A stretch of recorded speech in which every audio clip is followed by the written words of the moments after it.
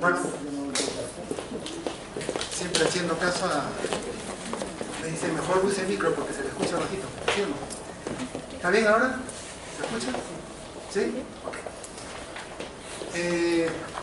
Vamos a entrar a la segunda parte, que es mucho más corta, pero creo que es más oportuno para poder plantear preguntas.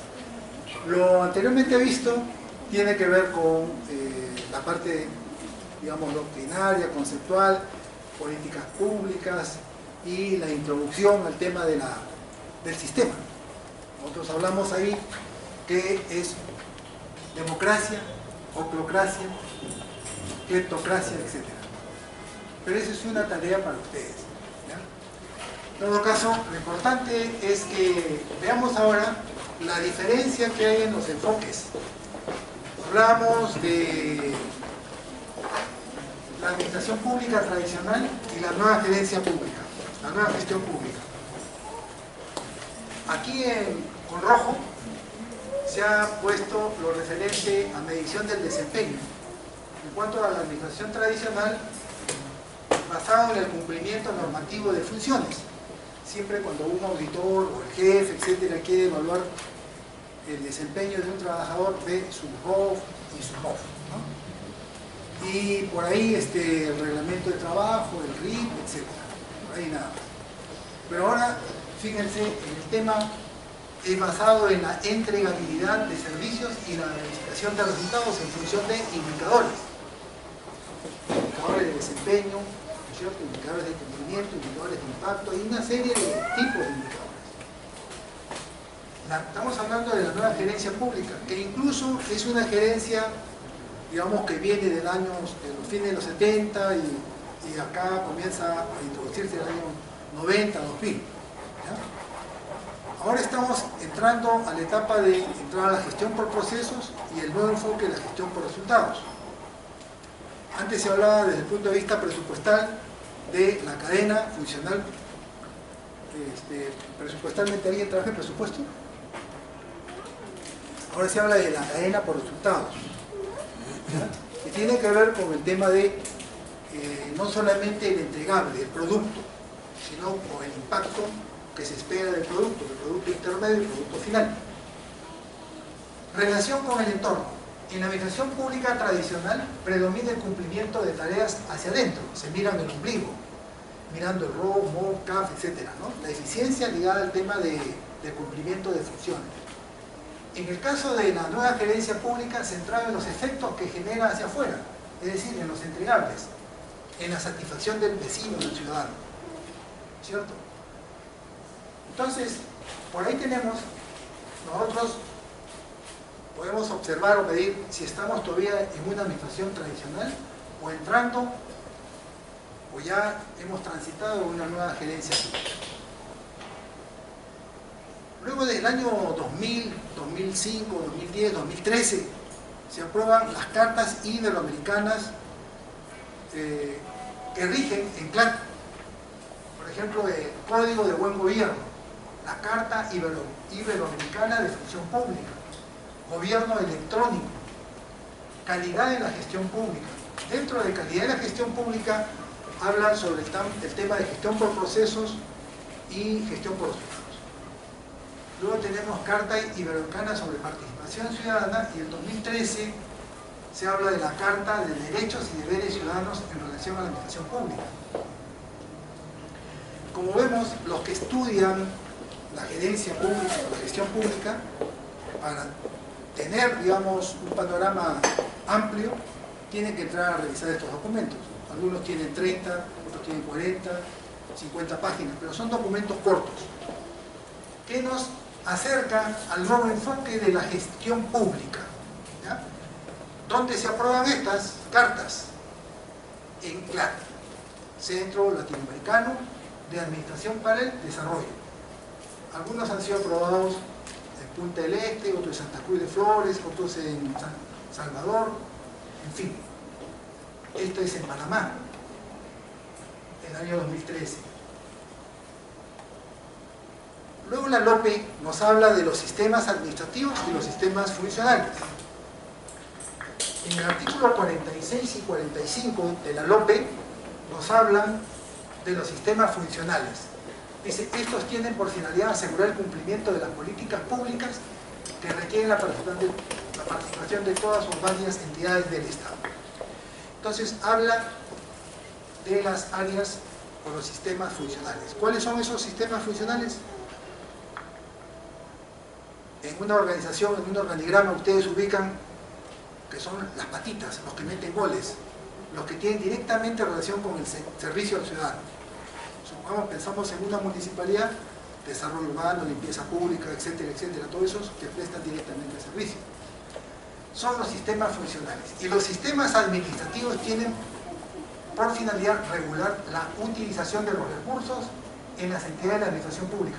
Es decir, logística, recursos materiales, recursos financieros, tesorería, finanzas, ¿cierto? Personal, el área de recursos humanos, potencial humano, lo que le llamen. Entonces, los sistemas administrativos tienen como clientes a los responsables de los sistemas funcionales, de las áreas de línea, de los órganos de línea. En cada ministerio, por ejemplo, ¿cuántos hay? 2 viceministerios. Esos viceministerios tienen direcciones generales. Esas direcciones generales, direcciones regionales, etcétera, esas son los sistemas funcionales. Pero administración, personal, planeamiento, presupuesto, racionalización, tesorería, logística, esos son sistemas administrativos. ¿Sí? Entonces, tenemos por este lado los sistemas administrativos: planeamiento, presupuesto, racionalización, logística, contabilidad, tesorería, informática, asesoría jurídica, trámite documentario, control, en fin, todos esos son sistemas administrativos. Y estos de acá son los sistemas funcionales o áreas de línea. La articulación del trabajo de estos dos grupos, de los sistemas administrativos y los sistemas sustantivos o sistemas funcionales o áreas de línea, depende la eficiencia, eficacia de la gestión en su conjunto. Si no articulan, no hay una buena gestión. Pero ojo, estamos hablando de la institución pública nomás. Pero la gestión pública no tiene que ver solo con la eficiencia de la gestión del aparato, sino también del apoyo, el involucramiento, la participación de los propios usuarios. Por ejemplo, en el caso de seguridad ciudadana, participan los vecinos a través de los comités de defensa, bueno, todos los comités, se llaman los COVIC, ¿no? Comisión de Vigilancia Ciudadana. O en el tema de defensa civil, no es la parte gubernamental nomás lo que conforma el sistema de defensa civil, sino la organización vecinal también. Porque defensa civil somos todos. No es solamente la gestión gubernamental, sino la gestión de los comités, en este caso los comités de defensa civil. Entonces, hasta ahí estamos hablando de la gestión pública, cómo funciona.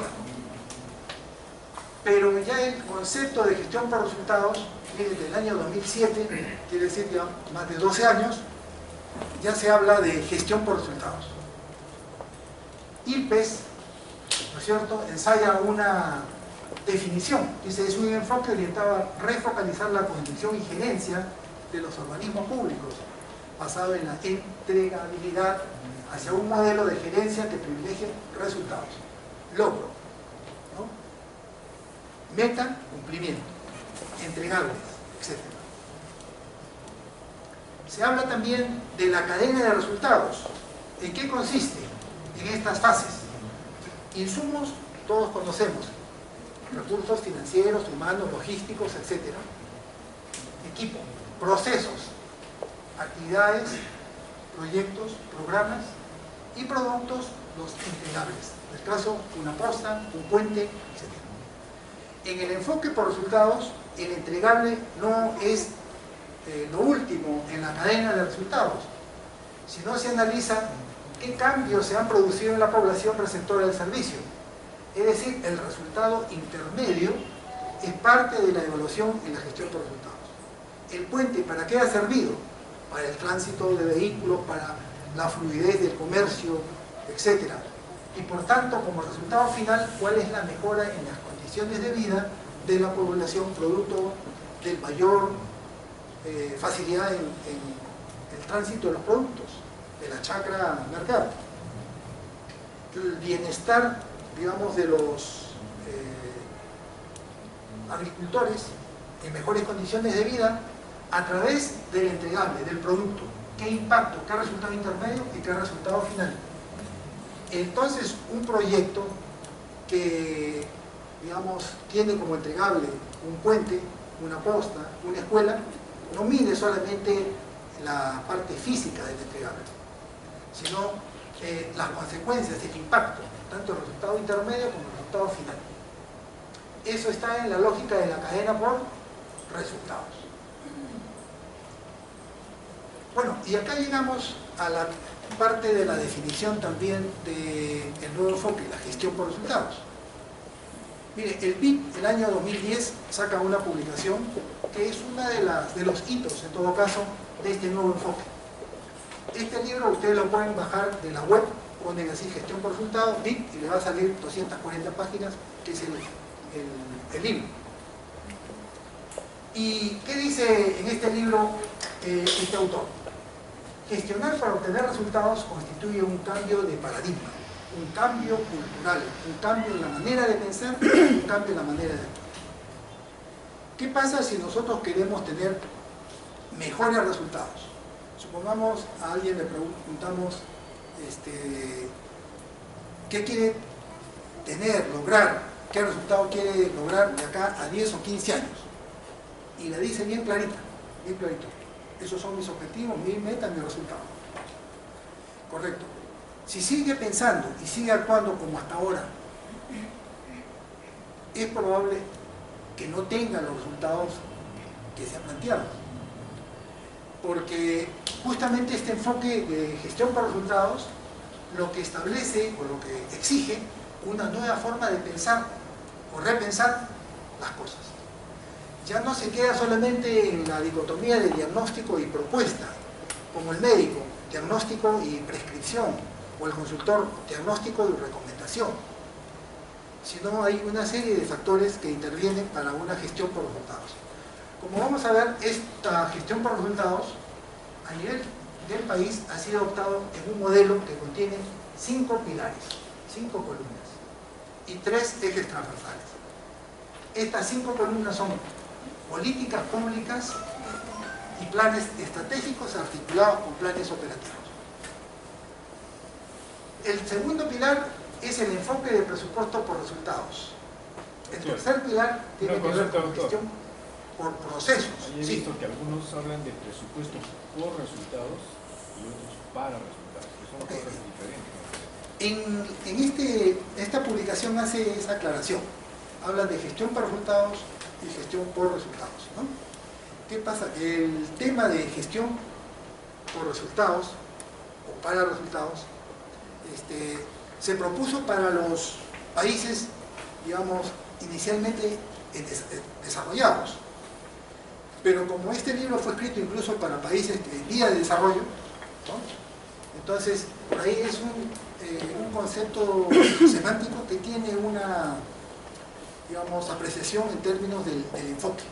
El Ministerio de Economía, en términos presupuestales, habla de presupuesto por resultados. Por resultados. Y en términos de gestión, están hablando de gestión para resultados. Sí. ¿Cómo está manejando ese tipo de terminología? Sí, y acá en este libro lo aclara perfectamente, ¿no? Pero creo que por la cuestión de la parte semántica, que no es solamente la parte semántica, sino la distinción o la precisión que hace, no es muy relevante detenernos en eso, ¿ya? Pero sin embargo, el tema de presupuesto por resultados es una parte de gestión por resultados o para resultados, cualquiera de las dos. Es una parte. Otro tema de gestión por resultados es el tema de indicadores. Radica totalmente el tema, por ejemplo, sistema de información, que no es también solamente base de datos, el tema de seguimiento, monitoreo, evaluación, y esta parte de gestión del conocimiento, que es información procesada para que una base de datos cosa que no se tiene generalmente, o sea, una línea de base, un punto de partida para poder medir, sistematización del conocimiento, estudio de casos, etcétera, que nos sirva para poder pasar nuevamente al diseño de políticas y establecer otras estrategias, ¿no? Luego acá ha incorporado en el pilar 3, sobre todo, ustedes pueden ver acá, gestión por procesos. Esto es más interesante, por ahí hay otro video, pero ustedes ponen en YouTube, ponen gestión por procesos, les va a salir al último, al final, les puedo dar también el nombre completo. Son 3 videos de gestión por procesos que complementan la definición que estamos conversando, ¿ya? Y el tema de simplificación administrativa no es ajeno, todos conocemos la importancia de esto, pero que a veces se confunde con bajar la valla a tal punto de colisionar, digamos, con otros aspectos que también debemos preservar. Y el tema de organización institucional, o sea, el tema del diseño. Miren, cuando hablaba de organización, una cosa es, lo que hace un arquitecto es el diseño de una construcción. El ingeniero construye, ¿verdad? Igual, en el caso de una organización, o en cualquier parte, en cualquier proyecto, hay 2 formas por las cuales no nos salen bien las cosas. Porque está mal el diseño o porque está mal la implementación, el proceso de implementación. Muchas instituciones han tenido un proceso de rediseño de su organización, bien hecho ya. Pero la gente que va a participar en el proceso de implementación del proceso no está familiarizado con los objetivos, estrategias, con el plan de arranque, etcétera, que demandan una nueva organización. Y entonces hay un problema entre diseño y implementación. En el caso de gestión por resultados, exige ambas.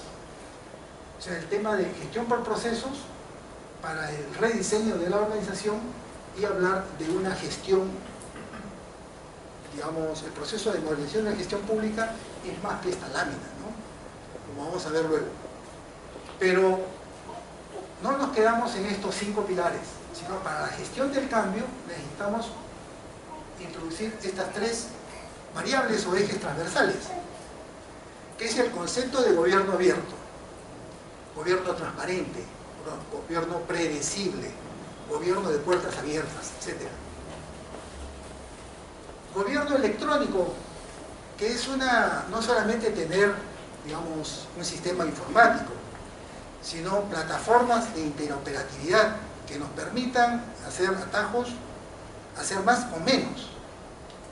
Por ejemplo, un convenio entre la RENIEC, el Poder Judicial, un gobierno local o una notaría, agiliza enormemente una serie de trámites. Y ustedes conocen los MAC, Mejor Atención al Ciudadano, son las plataformas que existen en algunos sitios del país, donde en 1 hora te dan un pasaporte, ¿verdad? O en 24 horas tú sacas una licencia, ¿verdad?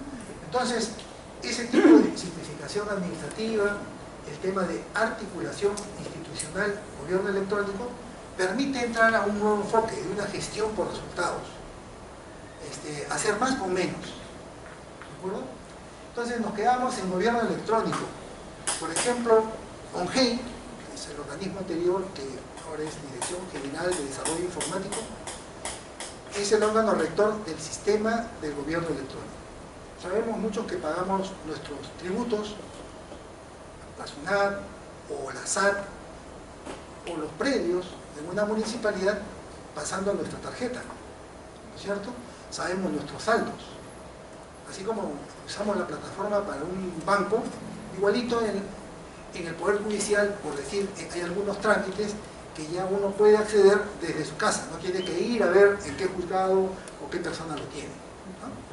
Entonces, en esto se ha avanzado bastante en algunas instituciones, pero aún falta todavía más el tema de articulación institucional, desde las plataformas, lo que le llaman la interoperatividad, con el sistema informático y la articulación institucional. Bueno, el proceso en la línea del tiempo que ha seguido el proceso de modernización de la gestión pública data del año 2012, donde sale y se aprueba la estrategia.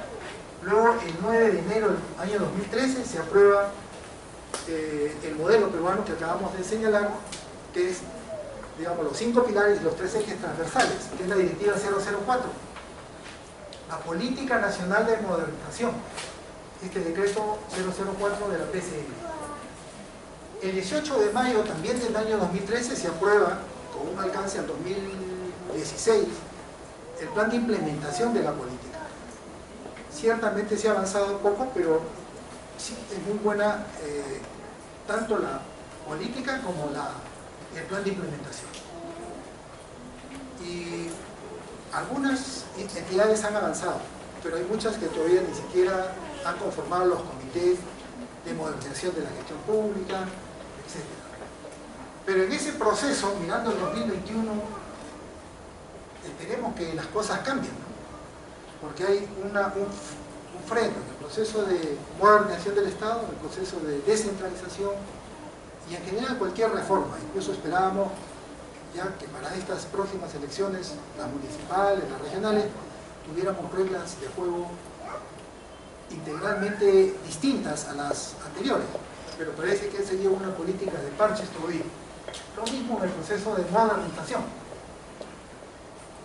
La gestión orientada a resultados tiene una lógica de articulación intergubernamental, flexibilidad, sostenibilidad, innovación, transparencia y orientación al ciudadano. Bueno, y acá hay una lámina que resume el tercer eje, que es articulación. ¿Se acuerdan? Acá. Esta lámina es un curso. Esta lámina es un eje, articulación.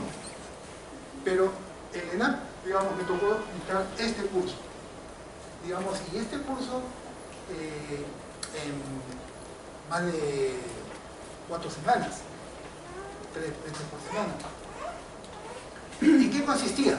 En ver los niveles de articulación interna, a nivel municipal era, lo político y lo técnico, y entre los sistemas administrativos y los sistemas funcionales, los órganos de línea y los órganos de apoyo. ¿Cómo funcionan? Si no funcionan, ¿cómo debe hacerse para que funcione? Entonces, este nivel de articulación entre los políticos y los técnicos, o sea, entre las comisiones de regidores con los gerentes, este tipo de articulación institucional externa con los niveles de gobierno, si es municipalidad distrital, ¿cómo debe articular con el provincial y el provincial con el regional o el sector? Y esta articulación institucional externa con la sociedad civil. O sea, no hay ninguna posibilidad de éxito de una gestión municipal si no logra niveles de articulación con la propia población. La articulación con la propia población en cualquier materia, si es en defensa civil, si es en gestión de riesgos, si es en limpieza pública, en lo que sea. Lo que le llaman los otros actores claves o la sociedad civil organizada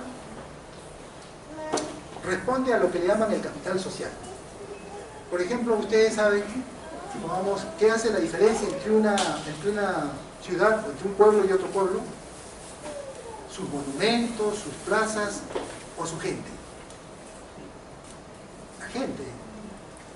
Cuando hay gente que suma y no resta, cuando hay gente que multiplica y no divide, cuando hay gente sana y cuando hay gente que tiene malas artes, ¿no? Porque uno se forma o se deforma en la casa, en la esquina, en el barrio o en la ciudad. ¿Cierto? Entonces, eso es un poco el tema de la sociedad civil. El tema de si hay un capital social favorable y una municipalidad con una gestión, con un enfoque, digamos, que permite mecanismos de articulación con la sociedad civil y además articulación con los gremios, con las universidades y otros actores claves, las cosas cambian totalmente. Por eso en San Martín, por ejemplo, funcionan incluso hasta un lema que ellos dicen: nosotros en San Martín no tiene canon como otros departamentos. San Martín, su canon es su gente. La gente, el canon, claro, ese es el lema. ¿Por qué? Porque la gente en realidad siempre colabora. Es diferente la participación en San Martín que la participación en Tacna. Yo soy de Tacna. Me da pena, digamos, efectivamente comprobar que allá hay pedigüeños, no hay ciudadanos. Ahora, la gente quiere que le barra la municipalidad hasta el patio interno de su casa. Sí, porque antes todo el mundo barría pues sus frontis, tenía limpias sus fachadas, o cuando ibas a la plaza a izar el pabellón nacional, bueno, te ponías o te quitabas el gorro, ¿no? Ahora están con las manos en el bolsillo, con gorro, comiendo helado, etc. O sea, el tema de conciencia cívica, no hay una sociedad civil que tenga una conciencia cívica favorable, en todo el sentido, ¿no? Pero por eso digo, hay más gente populista que simplemente, ¿qué me das? Es como si cuando el verbo yo como, tú comes, se come, ¿cómo es? Y entonces ya se ha popularizado un poco el tema así. ¿Y cómo es la mía? Lastimoso es eso, ¿no? El tema de la sociedad civil, hay una descomposición, no gubernamental, hay una descomposición de la propia sociedad civil. Bueno, entonces miren, claro, no vamos a entrar al diagnóstico, pero la propuesta es siempre orientada al desarrollo, a través de una institucionalidad y gobernabilidad. Y eso no es responsabilidad solo de la gestión gubernamental. El capital social lo tienen que formar todos. La mamá, digamos, la profesora, bueno, no solamente la mamá, ¿por qué la mamá? Los padres, ¿sí? Ahí le sale a uno siempre pues la educación machista que tenemos. Uno tiene que cambiar, ciertamente. Pero es que es cierto, o sea, todos los males nacen de la casa, o sea, la educación que recibimos de los padres, ¿no es cierto? En el colegio, en la esquina, en el barrio, en la ciudad. Mire, hace unos 10 años yo estaba por el norte en Paita y me encontré con un proyecto interesante que se llama Ciudad Educadora, que después ha sido ya recogido por OEI y lo han replicado a nivel ya mundial. Es un pacto de la sociedad civil para poder construir ciudadanía a través de, bueno, un proyecto que se llama Ciudad Educadora y que consiste en trabajar con padres, con la comunidad educativa, padres de familia, profesores, autoridades, etcétera, y los políticos, de tal manera que hay un compromiso de honor que nadie pinta las paredes con lemas, vota por mí, porque yo voy a, etcétera. No, sino todos son lemas alusivos a sembrar valores, a poder formar la conciencia cívica para que la gente sume y no reste. Y eso es lo que hace la diferencia entre una ciudad y otra. Uno se va, no quiero poner un ejemplo porque de repente caigo por ahí con alguien, pero cuando uno viaja, yo viajo mucho por cuestiones de trabajo, y a veces, si me toca trabajar en una ciudad, me voy a la ciudad cercana a esa para descansar, porque ahí me siento mejor. Y no es porque tenga mejor plaza, no, sino porque me siento mejor. Por decir, mejor no digo nada. Lo que pasa es que conozco tan cerca tantas cosas que hay ciudades que pelean entre sí a pesar que son del mismo departamento y todos somos peruanos. Y bueno, pues eso es lo que tenemos que ver, cómo trabajar con la sociedad civil. No hay gestión pública que tenga éxito si trabaja divorciado de la sociedad civil y de los gremios, de la universidad. Y no hay universidad si no trabaja con la sociedad civil. Si no, no es universidad. O sea, no hay universidad que no haga investigación y que no haga proyección social. Y que solamente se dedique a sacar profesionales leyendo separatas y algunos libros. Entonces, tiene que ser investigación y tiene que ser trabajo de campo, de proyección social. Igual, no hay gestión pública que tenga éxito sino trabaja con la sociedad civil. Y como no es suficiente trabajar solamente el interno, también hay que trabajar con los otros sectores y con el sector privado. Esto de obras por impuestos, por ejemplo, también es un cuento chino, pero al menos es algo que están trabajando en muchas ciudades. Sin embargo, se comen la plata de mañana, hoy, a precio de... porque no hay lonche gratis. O sea, la empresa privada te construye, pero luego el gobierno te descuenta lo que te ha dado, ¿no? Pero bueno, estos son los retos de la articulación institucional. Ahora, la gestión pública tiene que trabajar mirando los niveles de competitividad. No mirando solamente, como Michel Ascueta decía, hay que trabajar para formar dirigentes gobernantes, no dirigentes demandantes. Dirigentes demandantes son los que te vienen a pedir, a reclamar y a fregar. Pero si tú le das responsabilidad, le dices que asuma un rol y le dices hazlo tú, yo te voy a apoyar, pon el hombro, ese es un dirigente, pasa de ser un dirigente demandante a un dirigente gobernante. Y eso es construir ciudadanía. Y también decía, siempre lo cito, yo he trabajado mucho con Michel Ascueta, cómo se puede trabajar, cómo se debe trabajar con la población. Y también educar a la población.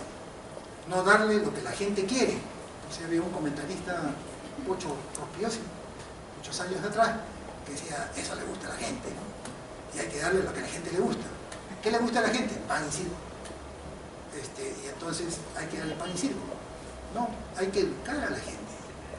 Bueno, si ha sido alcalde o sea, ha salido electo, tiene que educar a la gente, no tiene que darle lo que la gente quiere. Porque no siempre lo que la gente quiere es lo que necesita. La gente lo que quiere es la cosa fácil. Y entonces hay que trabajar en servicio a lo que la gente quiere o en función del desarrollo. En función del desarrollo, aunque no quiera la gente. La gente tiene que querer. Si tú no le explicas cuál es el desarrollo, a dónde debemos ir, cuáles son los niveles de competitividad, cuál es el entorno en el que nos movemos, qué es el desarrollo local, etcétera, sí va a poder tener eco si es que el alcalde se explica su plan de gobierno, pide apoyo, hace cogestión, etcétera, ¿no? Crea institucionalidad y gobernabilidad con una visión de futuro.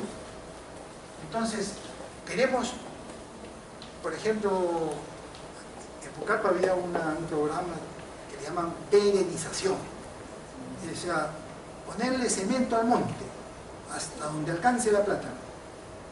Ellos ven que poniéndole veredas, va a haber de repente menos accidentes, minusválidos, etc.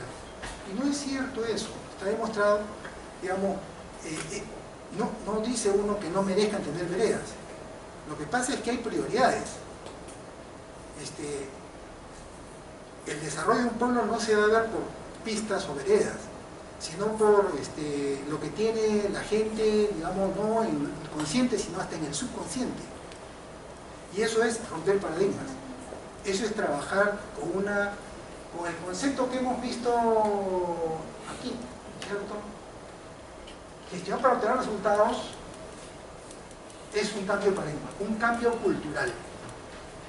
Y ojo, que la gestión por resultados no tiene que seguir solamente los gestores públicos, sino la propia población. Un cambio de paradigma, un cambio cultural, un cambio en la manera de pensar y en la manera de actuar. ¿En función de qué? En función del desarrollo. Si hay una gestión pública que no trabaja en función del desarrollo, está haciendo más de lo mismo. Está haciendo lo que cualquier organización puede hacer. Es más, ¿en qué se diferencia una gestión tradicional con un gobierno local? Una gestión municipal tradicional es la que hace más de lo mismo.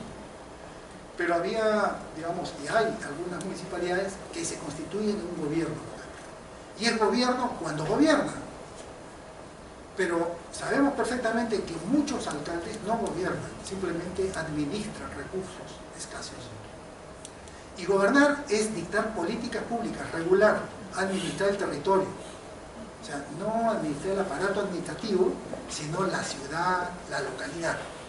Y eso demanda un cambio de paradigma, un cambio cultural, implica un cambio en la forma de pensar y en la forma de actuar.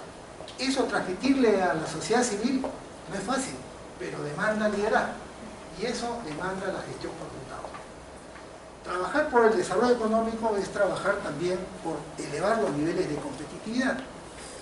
Por ejemplo, hay 6 pilares: el entorno económico, laboral, educación, salud, infraestructura e instituciones. El tema de institucionalidad tiene que ver no solo con la parte gubernamental, sino con cómo está la familia, cómo está el capital social. O sea, son temas, cómo están los partidos políticos, cómo está la participación, las OCDE, las organizaciones sociales de base, etc. Cómo están los niveles de articulación, la academia, las universidades, las ONG, la iglesia, etc. Eso es. Este pilar de instituciones es parte de la institucionalidad. Y entonces la competitividad regional, por ejemplo, cuando uno va a Loreto, le dice, oye, y si compara 2017, 2016, 2013, etcétera, 2010, ve si ha subido o ha bajado. ¿Cuál es la brecha? Por ejemplo, Tacna, 4, ¿no? Y toda la costa, hasta Lima, tenemos que están en el tercio superior. Y bueno, Lambayeque, y La Libertad y Lambayeque están también, y Tumbes, que recientemente ha ingresado al tercio superior. Después tenemos que estamos por debajo, ¿no? Hay muchos problemas, bolsones de pobreza, etcétera, etcétera. Entonces, ese es el reto. Como el curso tenía que ver con políticas públicas, y también me dijeron que hablara algo respecto a situaciones reales de, digamos, de la coyuntura, se me ocurrió poner algo como, por ejemplo, al inicio, en marzo del año 2017, ¿no? Se plantearon 6 medidas anunciadas para efectos de poder dar un impulso, digamos, a destrabar programas, proyectos, relanzar la economía, dinamizar el empleo, etc. Pero esos son buenos deseos, el asunto está en que si se logra o no se logra. Nosotros podemos ver el impulso sobre esto del empleo formal. No sé si con la llegada de los venezolanos, qué sé yo, pero hay problemas de empleo, por lo menos de calidad en empleo, ¿no? En términos de, si bien hay empleos, pero hay algunos que no están bien empleados, ¿verdad? Entonces ahí hay un tema de formalidad. Justamente también hace poco nomás estaba leyendo un artículo sobre el tema de fiscal. Ya de unos 8 o 10 años atrás venimos acumulando entre gasto público e ingreso público, hay una brecha cada vez que acumulada nos está empujando a tener que sincerar próximamente digamos, el tema de las inversiones, en fin. Entonces el tema de la descentralización fiscal, por ejemplo, en la política 8 del Acuerdo Nacional habla de la descentralización, pero sabemos que hemos empezado y hemos avanzado un poco en la descentralización administrativa, político-administrativa, pero nos falta todavía avanzar, y obviamente es un cuento chino el tema de la descentralización fiscal, ¿no? Porque eso demanda la conformación de macroregiones, y eso no va a ocurrir, o por lo menos ya hubo hasta un referéndum donde no prosperó el tema de las macroregiones, etc., ¿no? Entonces, para eso tenemos nosotros que también darle una mirada. ¿Se acuerdan? Al inicio presentamos MMM, marco económico multianual. Bueno, ahí ustedes pueden leer los lineamientos de política económica, los lineamientos de política tributaria, los índices relacionados con el marco económico del 2021, el PBI, los precios de los comodistas, el Producto Bruto Interno y todas sus variables, el sector externo a nivel de balanza comercial, cuenta corriente, el sector público no financiero, saldo de la deuda, tanto interna y externa, la evolución y la proyección al 2021. Entonces, los que trabajan en la gestión pública, depende del rol que tienen, pueden conocer su chamba, su labor, pero si no tenemos una visión conjunta, estamos a veces haciendo más de lo mismo. La idea de estos diplomados y estos cursos es tener una mirada integral de lo que es la gestión pública. Para esto, como decíamos al inicio, la gestión pública tiene una serie de temas que abordar y sobre todo, digamos, los roles y los retos que demandan a la clase política y a la clase técnica. Entonces, frente a estos roles, lo que tenemos que hacer es no solamente capacitarnos, sino también conformar grupos de estudio a nivel laboral o a nivel gremial, si perteneces al colegio de abogados, al colegio médico, de enfermeras, no sé, pero siempre para efectos de poder fortalecer la institucionalidad.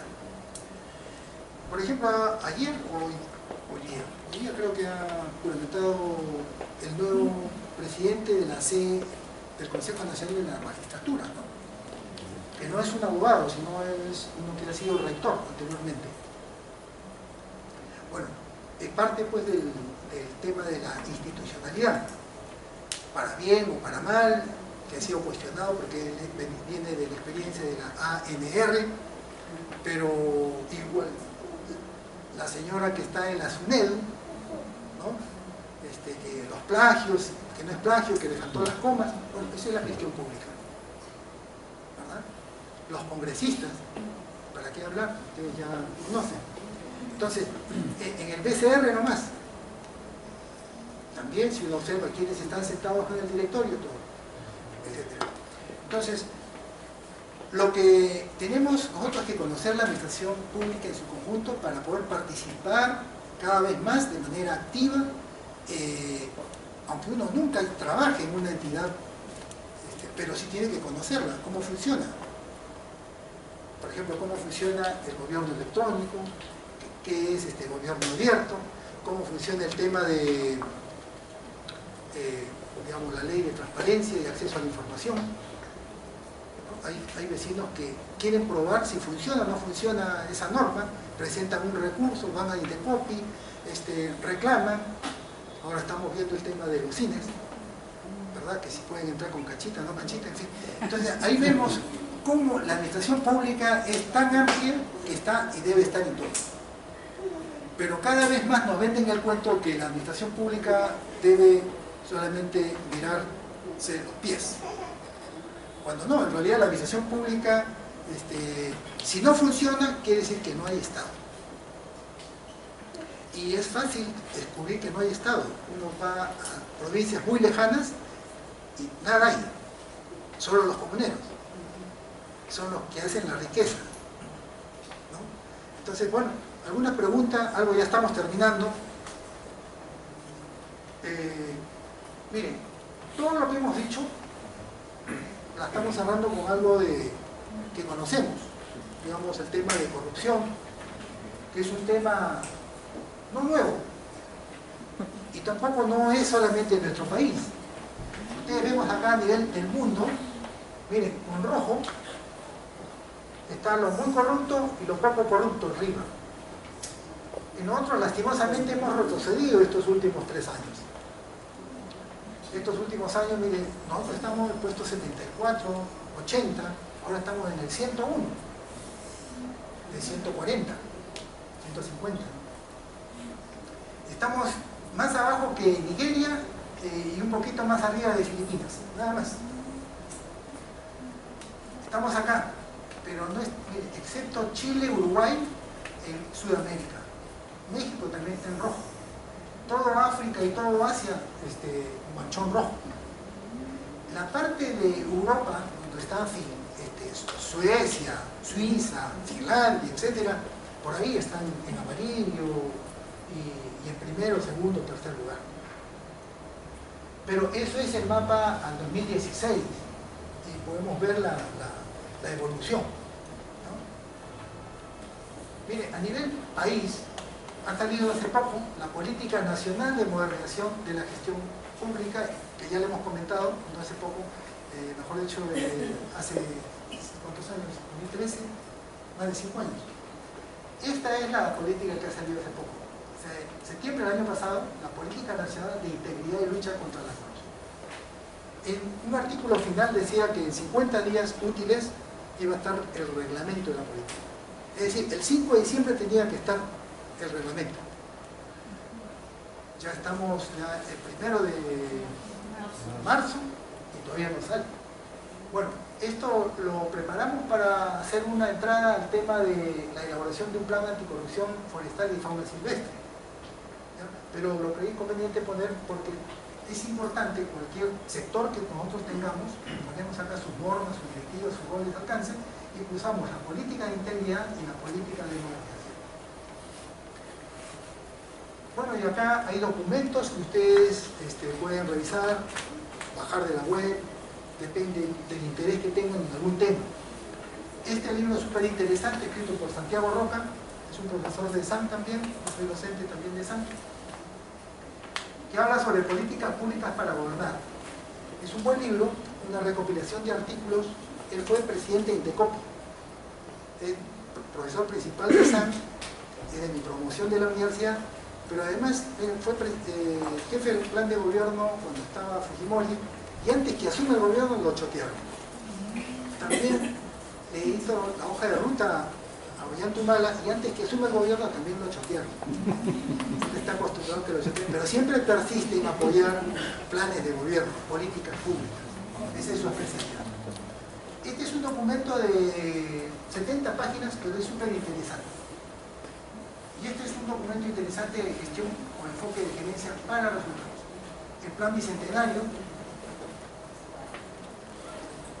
Este es un libro de un peruano, no, es un chileno alemán, Ignacio Fernández, que habla sobre cómo cambiar de chip y cómo poner en el GPS,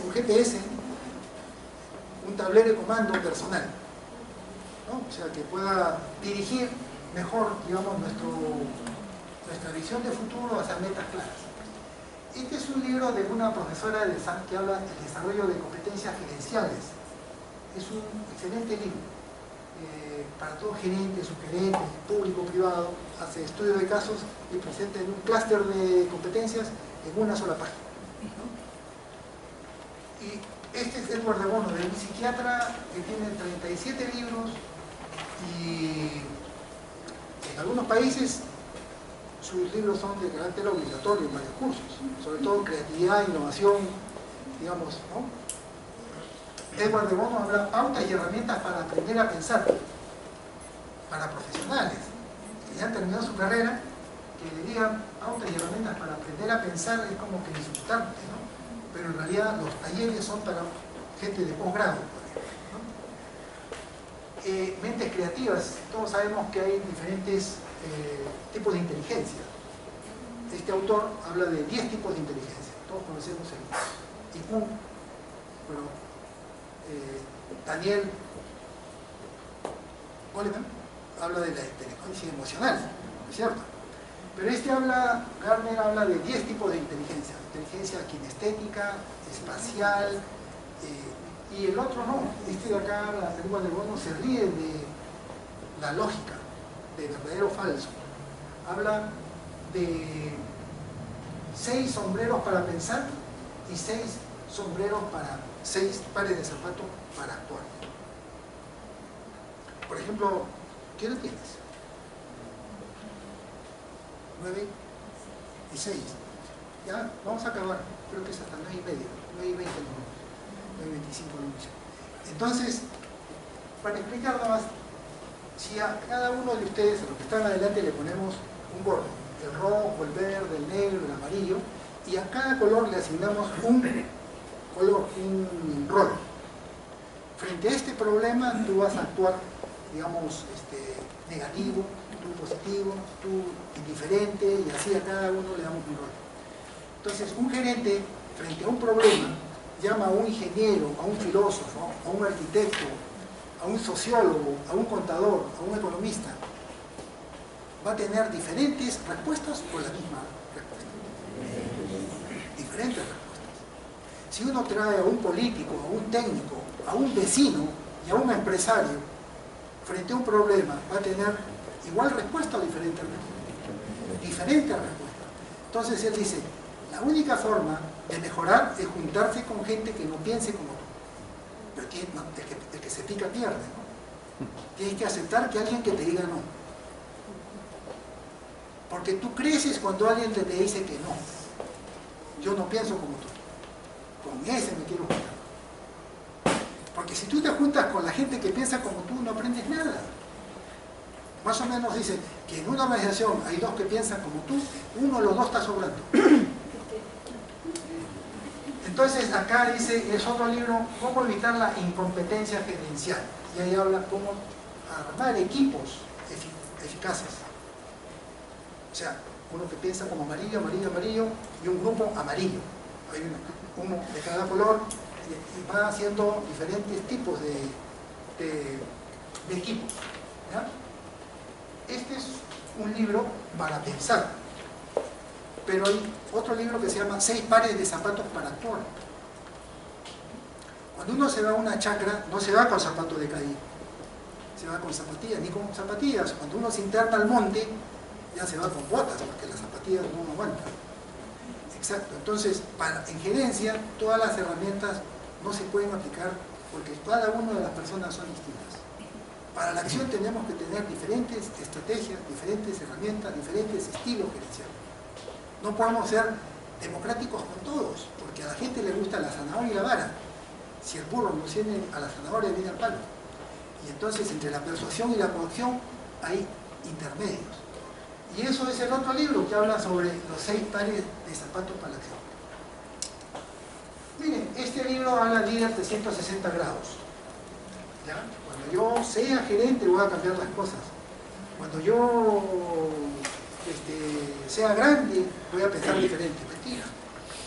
Los niños, desde niños, ¿cómo gerencian a los padres? Con una pataleta hacen que los padres sean ungosos, a pesar de que se están por divorciar. A veces ocurre cuando hay gente, técnicos, que siempre son consultados por sus jefes. Antes de que el jefe tome una decisión, se da una patadita y le da una palmada.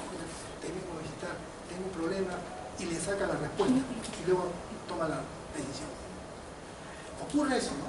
O sea, hay líderes 360 grados.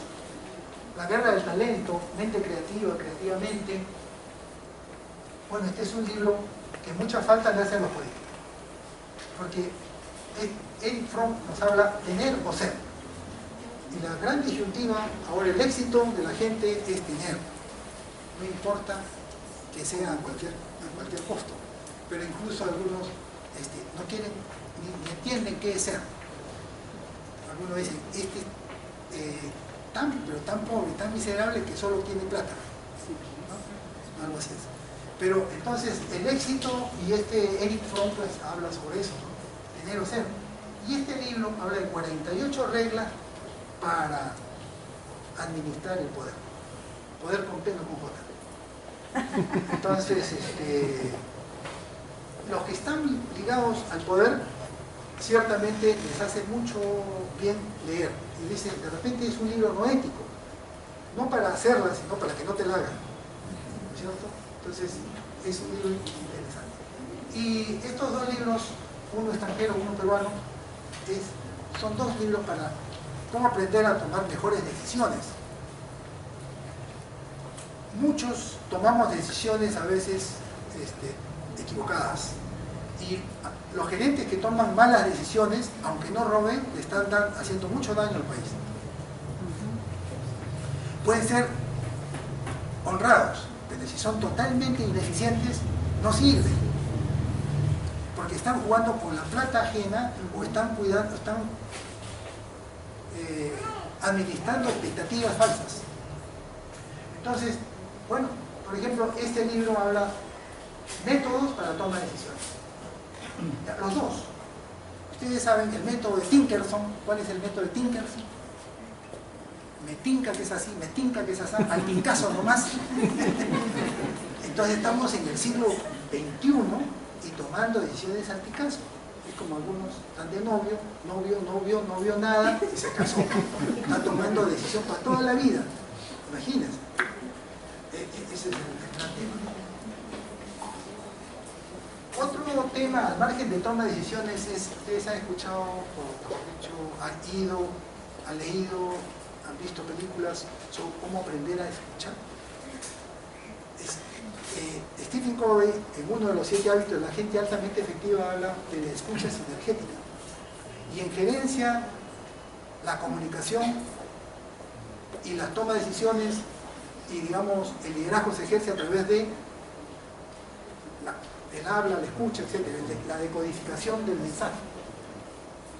Es algo importante también, y hay libros sobre eso.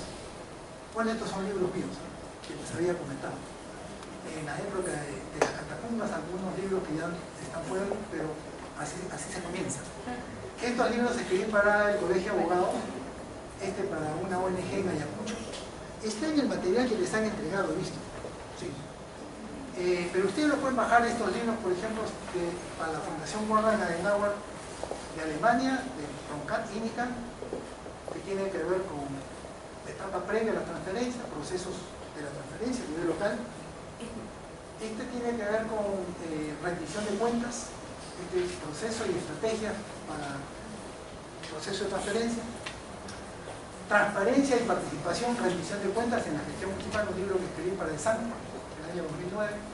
Y este es uno de los últimos libros que escribí sobre control interno como herramienta de gestión, no de evaluación. Porque el auditor es el que evalúa el control interno, pero el que implementa el control interno es el propio gestor. Y este libro que les había comentado es el último que escribí el año pasado. Y esta es una revista que hemos sacado con INCOP, el Instituto de Gobiernos y Ciencias Jurídicas, que veo que la tienen afuera. Y bueno, eso es todo lo que tenía que compartir con ustedes. Entonces, como les había manifestado, es una entrada muy veloz, pero de manera general hemos abordado temas desde los ODS, la política del Acuerdo Nacional, el tema de planeamiento, el tema de articulación, algunos temas de los enfoques de gestión tradicional, gestión por resultados, y sobre todo el tema del cambio de paradigma. Nos hemos olvidado por tiempo, ¿no?, de pasar a los 2 videos, pues estoy dejando 2 archivos acá, más esta presentación también la pueden pedir, al margen del físico, porque a veces tenerlo ahí, ustedes le ponen su nombre y ya también. No, es plagio, dicen, ¿no? Plagio, no, pongan referencia. Pero en todo caso, algunas preguntas finales. ¿Algún reclamo? El tema de la regulación. Regulación. Es parte de la gestión pública. Claro. En principio es una competencia y es un rol. Por ejemplo, no hay gobierno local, si comenzamos del gobierno local, que no tenga capacidad normativa y fiscalizadora. Y la capacidad normativa y fiscalizadora tiene que ver con regulación. Cuando hablaba de esa política para el tema de forestal, entonces, por ejemplo, CERFOR es el órgano competente, normativo y regulador. Todas las SUNAT, OCITRAN, los OSIS, ¿no?, son órganos reguladores. Claro, pero justamente lo que tenemos que fortalecer las capacidades normativas y reguladoras del Estado, para que se sienta el peso del Estado. Incluso algunos dicen que el Estado no tiene que ser mucho y eventualmente nada. Por ejemplo, es lógico que un gobierno regional no debe estar compitiendo con un gobierno local en hacer canchitas, sino debe regular a nivel regional, debe normar, orientar, regular, fiscalizar. ¿Alguna pregunta adicional? ¿Algún pedido para efectos de poder enviarles algún archivo con todo gusto. Está en la presentación ahí mi nombre y mi correo, se lo dejo.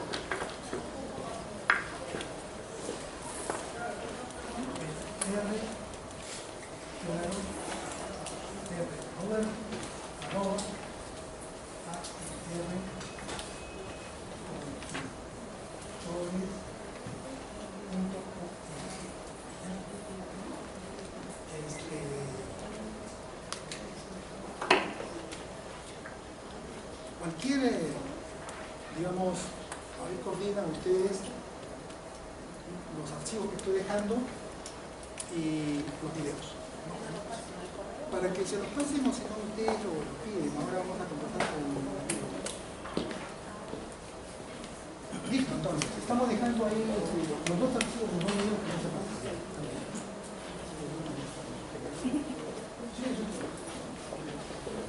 Señores, buenas noches, le agradecemos su participación.